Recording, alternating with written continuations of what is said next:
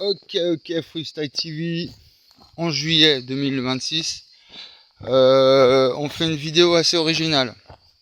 C'est une expérience même un peu sociologique, scientifique. Je rappelle qu'Edgar Morin, qui est décédé, donc j'ai finalisé sa thèse, c'est lui qui a inventé le reality show. Il filmait en fait les gens un peu dans la réalité.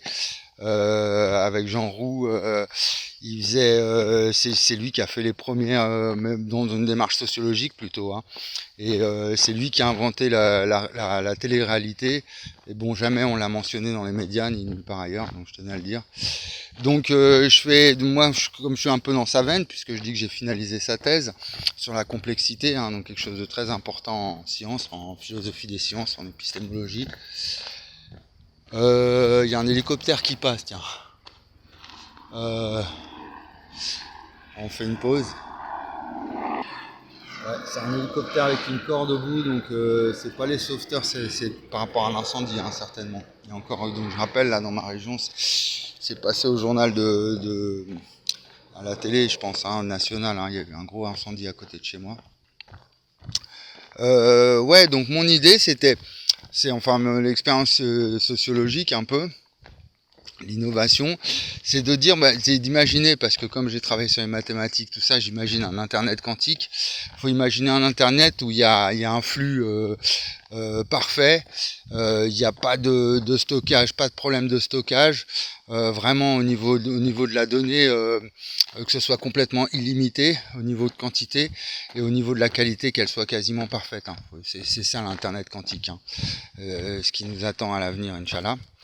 Et en fait, l'idée, ça serait que, imaginons qu'on ait des pages Facebook, on enlève l'idéologie néolibérale derrière Facebook, on va dire un truc un peu plus libertaire, et puis qu'on ait tous la possibilité d'avoir une chaîne de télévision, vraiment insérée dans notre page, dans notre page perso, et qu'on soit tous capables qu'on soit tous à la tête d'une radio, à la tête, qu'on soit capable de produire une télévision, une radio, avec tout le monde, et qu'il n'y a aucun coût économique ou écologique.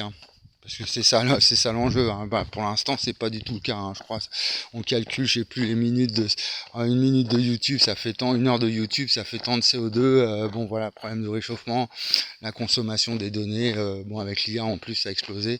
Problème d'électricité, tout ça. Donc, imaginons. Et du coup, pour améliorer la communication, sortir de la société du spectacle déjà un petit peu, où tout ça, les youtubeurs, les influenceurs, tout ça, c'est un petit peu des faux semblants, c'est beaucoup d'hypocrisie, beaucoup d'apparence. Quand on va derrière, en fait, on est dans une réalité un peu plus obscure. Derrière les ouais super avec des jingles, la musique et tout, trop bien, ouais. Donc sortir un peu de ce monde-là, un petit peu d'imposture. Et donc c'est comme ça que moi j'utilise YouTube, d'ailleurs, pas du tout dans un mode dans ce mode-là, pour plaire aux gens. C'est pour ça que j'ai très peu d'ailleurs d'audimat, d'audience. C'est même super chiant parce que je parle de trucs compliqués, on comprend rien, j'y mets pas du tout la forme, mais je m'en fous total. Donc imaginons, et en fait on a quelque chose à dire à quelqu'un. Et on a vu en fait aujourd'hui comment la communication, le dialogue, il est devenu c'est-à-dire qu'on communique mieux, plus, parce que on peut faire des live vidéo, des choses comme ça et tout. On peut prendre le temps, 1 heure, 2 heures de live vidéo. Donc on peut aller un peu en profondeur, c'est quand même une amélioration. Donc je retire un petit peu. Mais les commentaires, tout ça, ça reste quand même... On a une manière de communiquer qui est beaucoup moins... ça se voit dans le langage, qui est beaucoup moins profonde. On manque de profondeur, on reste quand même dans la superficialité. Et imaginons qu'on ait quelque chose à dire à quelqu'un de... Merde, j'ai le soleil en contre-jour. Désolé. De toute façon, on s'en fout, faut utiliser ça comme une radio. Donc j'ai quelque chose à dire à quelqu'un, je vais lui faire une vidéo ou un podcast spécialement pour lui, où là je peux aller vraiment dans le détail. Plutôt que lui envoyer des SMS ou des petites des clips audio comme ça, assez court et puis finalement réducteur, c'est trop réducteur, et qu'on puisse s'exprimer, et puis tous quoi, hein, peu importe le niveau de classe sociale aussi, que ça puisse, c'est une société sans classe aussi, hein, que j'imagine, hein, un peu dans mes travaux. Donc ça peut être son patron, son voisin, quelqu'un de sa famille, la personne qu'on aime, voilà, n'importe qui. Donc là, par exemple, donc je fais une sieste, là tout à l'heure je me suis endormi, et puis j'ouvre mon Facebook, un peu comme ça enfariné, et je tombe sur Blacko, qui faisait son live. Alors en ce moment il est en train de nous préparer un album, apparemment, et puis il était dans la déconnade. Hop, je tombe sur lui et tout, trop cool. Alors j'aime beaucoup cet artiste parce qu'il m'a aidé à tenir le coup. Avec son album Le Temps est compté, hein, donc je fais des recherches sur le temps, hein, qui est pleine de paroles, de sagesse, de genre le morceau choisi, pleine de sagesse, pleine d'humanisme. Donc j'ai beaucoup de respect pour cet artiste. J'aime beaucoup ce qu'il fait, je trouve qu'il a beaucoup de talent. Souvent, des fois je l'écoute, je me dis mais c'est un des rares artistes qui arrive à me faire vibrer autant que Bob Marley, hein, dans le reggae, hein. Donc respect à toi Blacko. Et vraiment. Et du coup il était là, il faisait son live, puis il parle assez, il est très dans la proximité comme ça, il est très lui-même, très authentique. Et puis avec son spliff là, son gros spliff. Et puis il est dans la déconnade, il raconte il est plein d'humour, plein d'inspiration comme ça, très inspiré. Il chantonne, il rigole, il se moque un peu de tout, de rien, un peu, bon voilà. Et boum, et j'ouvre la vidéo, et là il parle de la calvitie.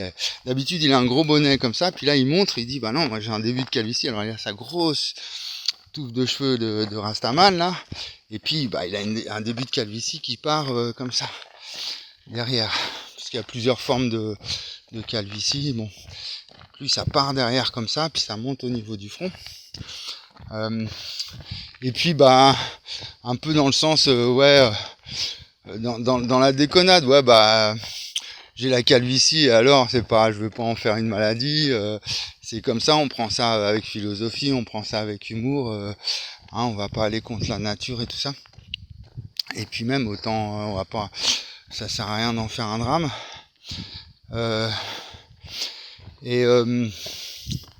Du coup ça me chagrine un peu parce que bon, après il parle aussi de la Turquie où on peut aller se faire des implants avec ses auditeurs, comme ça il dialogue avec eux, avec les commentaires qu'il reçoit, et puis aussi des dents, il dit moi je garde mes dents, bon et donc ce que j'aimerais lui dire à Blacko, du coup je vais peut-être lui envoyer la vidéo si j'ai le courage, parce que je suis un peu réservé, quoi, surtout quand je m'adresse à des célébrités. Si c'est pour m'adresser à Étienne Klein, j'ai pas trop ou des Aurélien Barraud, c'est des physiciens, des mecs qui se prennent au sérieux et tout. Donc eux, j'ai pas trop de difficultés, parce que bon, moi voilà, je vois les choses un peu de manière un peu plus légère, un peu moins sérieux, je me prends pas trop au sérieux. Par contre, les artistes, j'ai beaucoup de respect pour eux. Donc j'ai un peu plus de timidité pour m'adresser à eux, parce que j'amène je suis un artiste moi aussi, mais en plus d'être un artiste, je suis pas un artiste pro, et je traite des sujets sérieux, parfois lourds, quoi, hein, c'est relou, même la philosophie, les mathématiques, tout ça c'est même relou. Donc du coup j'ai un peu un complexe, hein, par rapport à ça. Donc voilà, Blacko. Ce que je dis, en fait, j'utilise un petit peu, c'est l'opportunité, peut-être pour aller un peu plus en profondeur dans mes réflexions, c'est puis même se mettre à la place. J'essaye de me mettre à la place des gens qui m'écoutent et qui me lisent, qui disent qu'est-ce qu'il raconte celui-là qui guérit sa calvitie, qu'est-ce qu'il dit ce mec et tout. J'essaye de me mettre à votre place, et donc du coup ce serait de d'essayer de comprendre que derrière ce problème de santé, il y a quelque chose de beaucoup plus monumental que ça. Même si bon, la calvitie, les dents, tout ça, c'est pas grave. On a des fausses dents, qu'on a des faux cheveux, qu'on a même des fois, je suis très virulent par rapport à la question du genre, du transhumanisme. Bon, c'est vrai que moi, je suis vraiment contre les opérations comme ça. Je trouve ça vraiment, ça me manque d'éthique par rapport au corps. Mais bon, voilà, c'est chacun est propriétaire de son corps, c'est là-dessus qu'il s'appuie justement les transhumanistes. Et si la personne elle a envie de se faire une opération chirurgicale, la chirurgie esthétique, ça fait longtemps que ça existe. Si elle veut changer de sexe, finalement, elle est bon. Moi, ce que je dis, c'est qu'il y a un problème bien plus fondamental, vraiment, avec cette question d'identité de genre. En fait, elle révèle un problème par rapport à la notion d'esprit. En science et en philosophie, et qui pose problème actuellement, qui nous échappe, où on n'arrive plus à intégrer cette notion-là dans la société, et ça se transforme en une question de genre, c'est-à-dire que la chose qui est vraiment neutre, donc c'est pas les deux sexes, c'est pas soit mâle soit femelle, c'est aucun des deux, c'est l'esprit en fait. L'esprit, il a pas d'identité propre, quoi. Il est la question de l'être en fait. Donc ça rejoint vraiment mes travaux sur la question de l'espace-temps, fondement du tout. On a quelque chose à comprendre comme ça dans la nature, qui nous dépasse, qui nous détermine. Que les stoïciens avaient compris, donc que les classiques ils appelaient ça le logos, ils appelaient ça sous plein de manières différentes, et qu'aujourd'hui on peut pas assimiler à Dieu, à la question de Dieu, parce que c'est trop polémique. Dieu, on arrive à l'ombre. Donc avec les anarchistes, puis le problème de l'autoritarisme des religions. Et puis c'est cette guerre entre la religion, l'athéisme et puis la spiritualité. On peut être spirituel sans être forcément attaché à une religion. Et puis la conscience, Jung il rajoute encore la conscience qui englobe la spiritualité, qui englobe qui contient, c'est plutôt la conscience qui contient la spiritualité, qui contient la religion. Donc ce que j'aimerais dire à Blacko, parce que comme en plus ces textes sont quand même très spirituels souvent, en reprenant de façon tout l'esprit du Rasta, des Rastas. Ce que j'ai découvert en fait c'est pas simplement une question de santé, c'est quelque chose de fondamental dans toute la connaissance. Donc il y a aussi derrière quelque chose qui refonde les mathématiques, toute la logique, le logos, le langage même. C'est quelque chose que j'ai compris dans le langage, vraiment. C'est un nouvel universalisme. Et c'est peut-être, certainement, selon mon hypothèse, ce que tous les anciens, et surtout au 19e et 20e siècle, l'idéal anarchiste et socialiste, Donc déjà il y a un idéal anarchiste qui est là, que on rêve d'une société où il y a plus de structure hiérarchique en fait, il y a plus d'État, plus de capitalisme, plus de policiers, plus de juges, vraiment faut vraiment que l'humanité elle grandisse pour en arriver là, vraiment, parce qu'on en est loin. Quand on voit en plus la barbarie qui revient là chez les jeunes. J'ai encore vu là 3 jeunes qui ont agressé à Béziers une personne de 14 ans pour lui voler son téléphone portable, ils l'ont ligoté et tout, c'est inquiétant. Donc les communistes ils parlaient d'une société sans classe, d'arriver à une société juste, chacun selon ses besoins, où on est dans le partage, donc c'est ce socius, le partage, le socialisme. La sociologie, c'est l'étude des relations de groupe. Donc il y avait un idéal chez les communistes.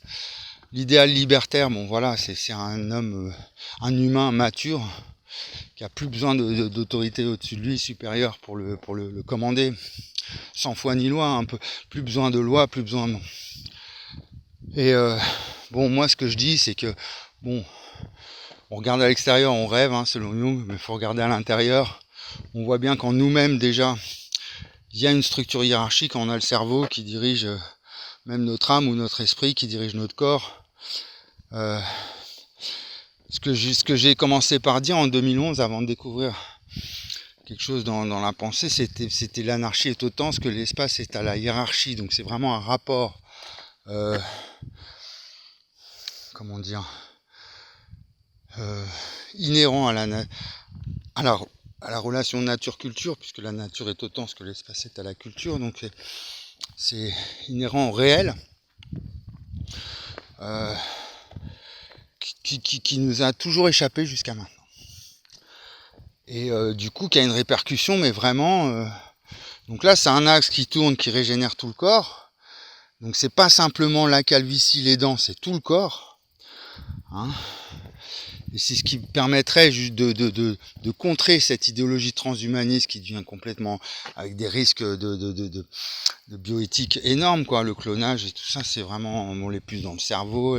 Toute cette idéologie de l'homme augmenté qui est très inquiétante. Et puis ça pourrait revoir complètement notre condition, la condition humaine, le droit à l'espace et au temps, donc on peut repenser les droits de l'homme. Donc tous les rapports de lutte des classes, problème d'égalité. Donc forcément Blacko il est black, donc c'est tout le problème de la colonisation qui est en jeu, qui est comment justement il y a des classes et des races qui veulent dominer, qui vont créer des races, qui se dominent les uns les autres, enfin bon. Toute cette tension qu'il y a entre l'extrême droite et la gauche, actuellement, j'aime pas dire que LFI c'est l'extrême gauche, parce que c'est ce qu'ils disent dans les médias, mais bon, ça reste des gens modérés, attaques et tout ça. C'est des réformateurs plutôt, puis ils sont du côté de l'État, donc c'est ça, c'est le rapport. L'État est à l'espace, ce que le temps est au capitalisme. Voilà, j'ai découvert quelque chose de tellement fondamental que ça pourrait nous redonner l'espoir. Tiens, Blacko il a écrit une chanson qui s'appelle Espoir, je crois. Magnifique.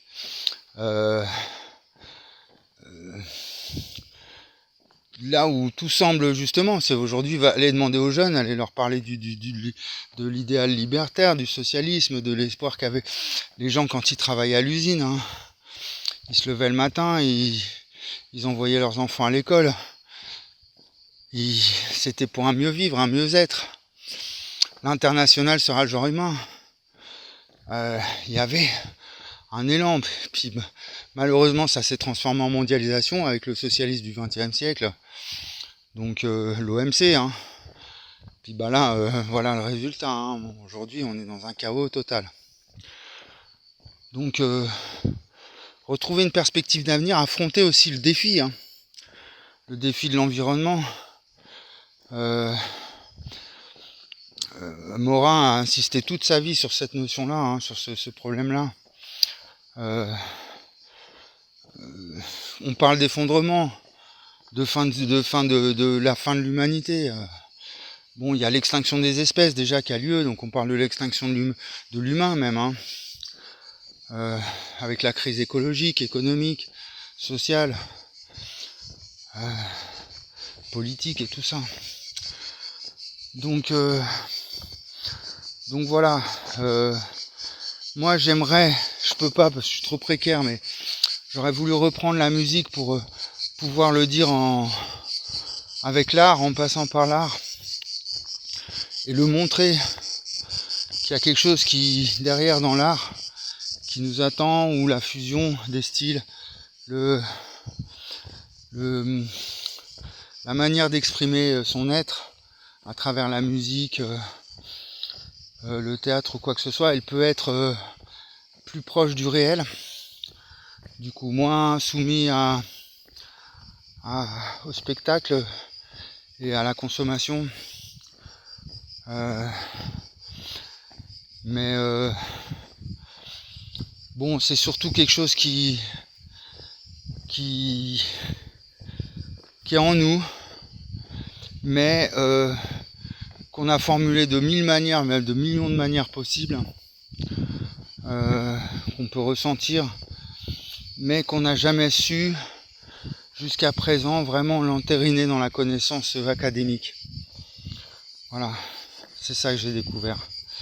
C'est la méthode pour que ce soit, pour que ce mystère dans la nature, cette espèce de grand tout, les Africains ils appellent ça le Djigiba.